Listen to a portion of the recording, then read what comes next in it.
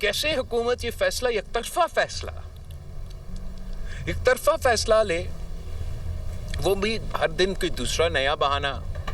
कभी वो मानते हैं कि जी हाँ हम बंद करने जा रहे हैं, कभी वो कहते नहीं हमने ऐसे कुछ किया ही नहीं है, कभी वो कहते हैं कि हमारा तार कट जाता है, कभी वो कहते हैं कि कोई टेस्टिंग हो रहा है। अब आप मुझे बताएं कि पाकिस्तान के इंटरनेट केबल्स में ऐसे क्या है कि जो हमारे समंदर के मछलियां हैं वो सिर्फ पाकिस्तान के इंटरनेट केबल्स खाते रहते हैं। नून लीग ने अगर कामयाबी से हुकूमत करनी है तो इत्तेफाक राय से फैसले करना होंगे। बिलावल भुट्टो का दो टोक ऐलान। कहा कि नून लीग समझती है उनके पास 2/3 अक्सरियत है और उन्हें पूछने की जरूरत नहीं। नून लीग के पास इतनी अक्सरियत नहीं कि वो एकतरफा और मुतनाज़ फैसले करे। नहरें निकालने का फैसला भी कालाबाग डैम की तरह एकतरफा फैसला है जो नाकाम होगा। ऐसे फैसले जो विफाक को कमजोर करें उन पर सख्त रद्द अमल देंगे। उम्मीद है हमारी शिकायत को संजीदा लिया जाएगा। मैंने भी सुना है कि मईशत बेहतर चल रही है, महंगाई कम हो रही है। महंगाई में कमी वोटर्स का मुतालबा था, किसी कैदी नंबर 804 का नहीं। बिलावल भुट्टो जरदारी के इंटरनेट के स्लो होने पर भी हुकूमत पर कड़ी तनकीद। कहा हुकूमत कभी कहती है इंटरनेट स्लो नहीं किया, कभी कहती है तार कट गई। समुंदर में ऐसी कौन सी मछलियां हैं जो सिर्फ पाकिस्तान की केबल खा जाती हैं? इनकी सियासत मोटरवे से शुरू होकर मेट्रो पर खत्म हो जाती है। मुल्क का मजबूत दिफा पीपल्स पार्टी का तहफ्फुज है। चेयरमैन पीपल्स पार्टी ने रतुडेरो में वाटर सप्लाई स्कीम का इफ्तिताह भी किया।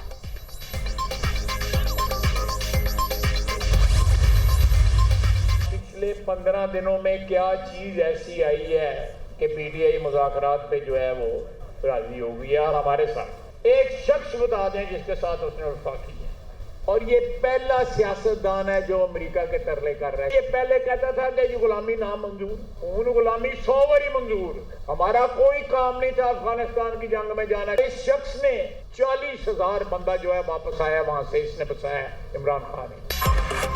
गुज़श्ता 15 रोज में ऐसा क्या हुआ पीटीआई मुज़ाकरात पर आमादा हो गई? 2-2.5 साल यही कहा गया हम एस्टैब्लिशमेंट से ही मुज़ाकरात करेंगे। ये पहला शख्स है जो अमेरिका के तरले कर रहा है। पहले कहता था गुलामी ना मंजूर, अब कहता है गुलामी 100 बार मंजूर। सियासत में मुज़ाकरात ही आगे बढ़ने का वाहिद रास्ता होता है। मुज़ाकरात में तमाम पावर सेंटर को शामिल होना चाहिए।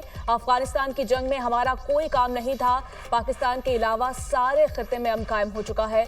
बानी पीटीआई दौर में 40,000 बंदों को पाकिस्तान लाया गया। पूरी दुनिया में हालात ठीक हो गए, हमारे यहाँ आज भी दहशतगर्दी जारी है।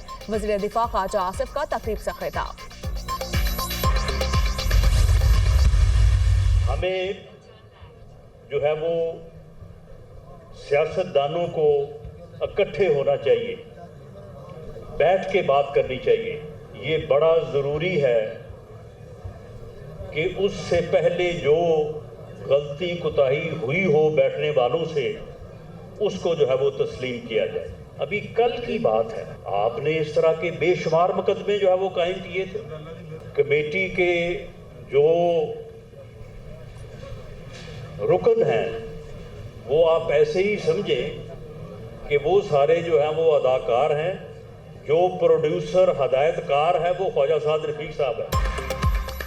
मुज़ाकरात के लिए सदर आसिफ अली जरदारी, नवाज शरीफ और बानी पीटीआई को बैठना चाहिए। जब तक सर जोड़कर नहीं बैठेंगे मुल्क बहरानों से नहीं निकलेगा। मुज़ाकराती कमेटी के अरकान सिर्फ अदाकार हैं, प्रोड्यूसर और डायरेक्टर ख्वाजा साद रफीक हैं। हुकूमत पूरे खुलूस से मुज़ाकरात की कामयाबी चाहती है।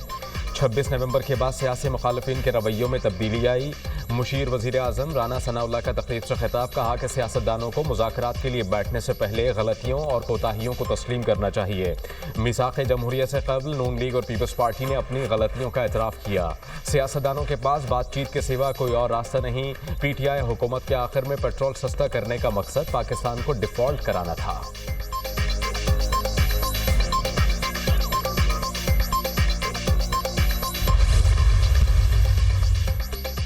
9 मई को मुल्क को कमजोर करने की साजिश की गई। तलखे अपनी जगह, मगर बातचीत जरूरी है। पाकिस्तान पर पाबंदियों की हिमायत करने वाले पाकिस्तानी नहीं। स्पीकर कौमी असम्बली अयाज सादिक का तकरीब से खिताब। लीगी रहनुमा ख्वाजा साद रफीक ने कहा पाकिस्तान रिमोट कंट्रोल जमहूरियत से नहीं चल सकता। जो आता था कहता था मुल्क मेरी मर्जी से चलेगा। हमने सबको देख लिया, किसी का पर्दा बाकी नहीं। आज जहां खड़े हैं इसके जिम्मेदार बानी पीटाए और साकिब निसार हैं। मुल्क में बहरान खत्म होने की बजाय बढ़ता जा रहा है। तवक्को है मुज़ाकरात संजीदा होंगे और कोई हल निकलेगा। चंद जजेस चैम्बर में बैठकर फैसला करते हैं, ये नहीं हो सकता सियासतदान ही रगड़ा खाते रहें।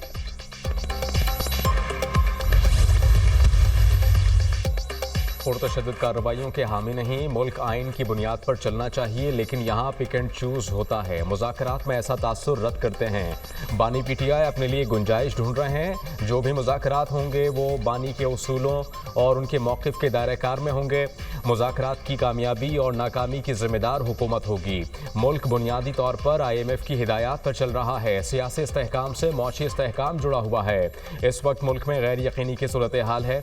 सेनेटर शिबली फराज उमर अयूब की PTI रहनुमाओं के हमरा न्यूज़ कॉन्फ्रेंस।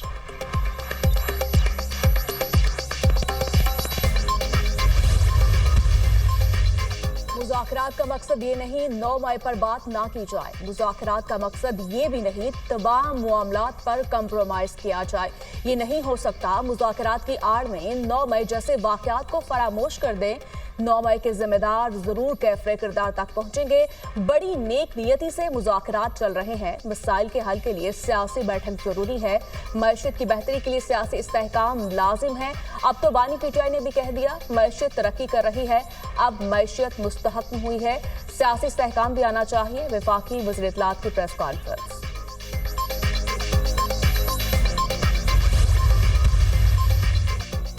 फितना अल खारिज की पाकिस्तान में दरअंदाजी की कोशिश नाकाम। 27 और 28 दिसंबर की रात खारिजियों ने अफगान तालिबान की पोस्टरों का इस्तेमाल करते हुए कुर्रम और शिमाली वजीरिस्तान से पाकिस्तान में दरअंदाजी की कोशिश की। खारिजियों और अफगान तालिबान ने मिलकर पाकिस्तानी पोस्टरों पर भारी हथियारों से फायरिंग की। पाकिस्तान सिक्योरिटी फोर्सेस की बरवक्त कार्रवाई 15 से ज़ायद खारिजियों और अफगान तालिबान के हलाक होने और मुतअद्दिद के जख्मी होने की मुसद्दिक़ा इत्तलात। मौसर जवाबी कार्रवाई और गोलाबारी से अफगान तालिबान की 6 पोस्टें तबाह हो गईं। पाकिस्तान सिक्योरिटी फोर्सेस का कोई जानी नुकसान न होने और सिर्फ 3 अहलकार जख्मी होने की इत्तलात। फितना अल खारिज अफगानिस्तान में पूरी आज़ादी के साथ मौजूद हैं और पाकिस्तान मुखालिफ दहशतगर्दाना सरगर्मियों के लिए अफगान सरजमीन का बेदरेग इस्तेमाल कर रहे हैं।